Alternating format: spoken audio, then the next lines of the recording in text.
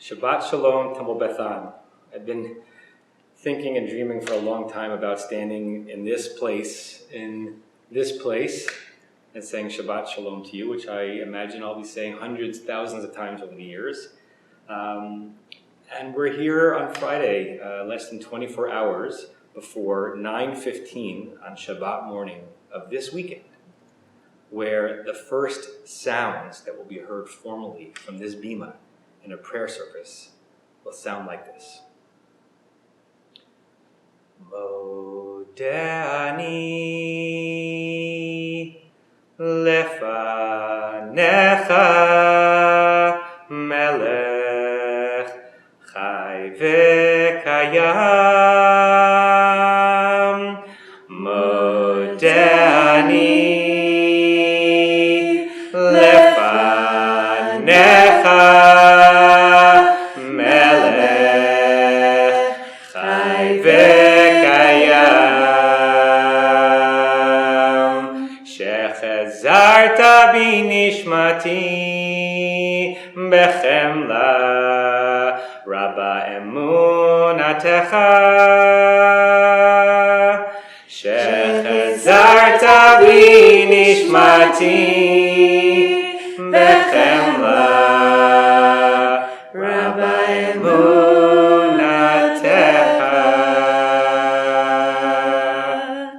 We're going to begin our tefillah experience in this room, not necessarily every Shabbat, but tomorrow, with those words that we thank God for returning our souls to us so we can breathe again and be again.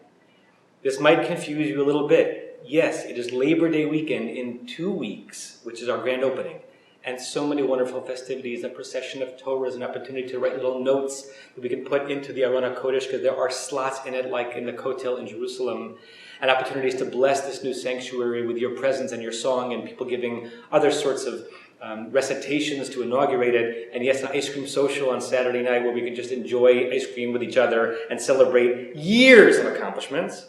That's the grand opening. Tomorrow is a soft opening. The space is ready-ish. There's still kinks to be worked out. Not everything is going to be exactly the way it should be, but we have a bar mitzvah.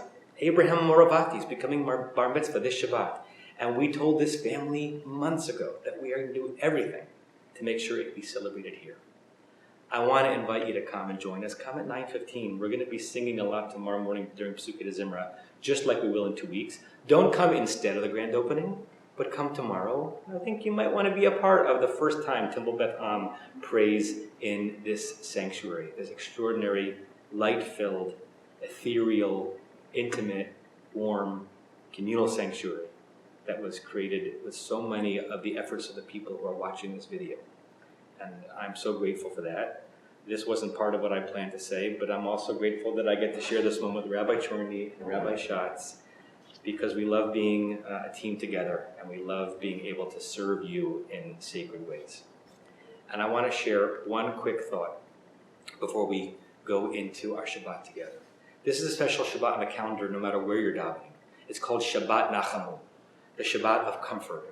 It's called Shabbat Nachamu because the first Shabbat after Tisha B'Av, which is the saddest, hardest day on the Jewish calendar, where we commemorate the destruction of the 2 temples in Jerusalem, amongst other calamities.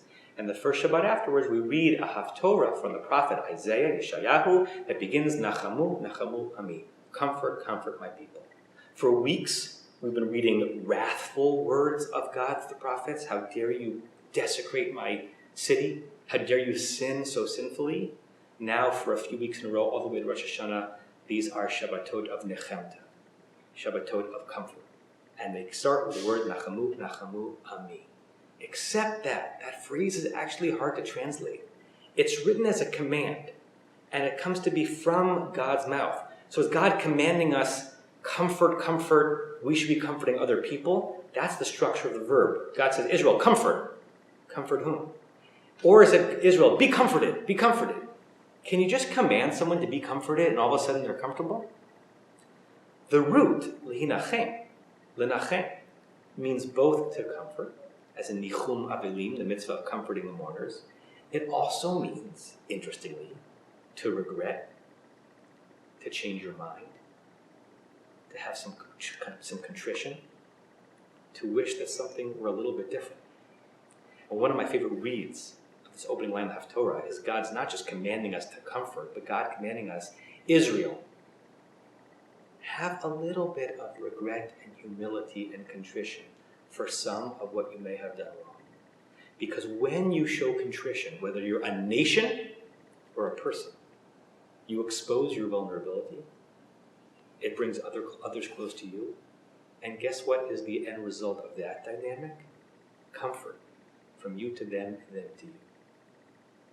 So having nothing to do with the sanctuary itself, just a message to you this Shabbat. Do you want to enter this Shabbat proud of what you've accomplished this week? Wonderful. Is there anything this week that you regret? Is there anything for which you need to express some contrition to someone else? Are you holding back from doing it because you're gritting your teeth and you don't want to have to be the one to make that move? I hear the Haftorah saying to all of us, Nachamu, Nachamu, show some contrition for the things that deserve it.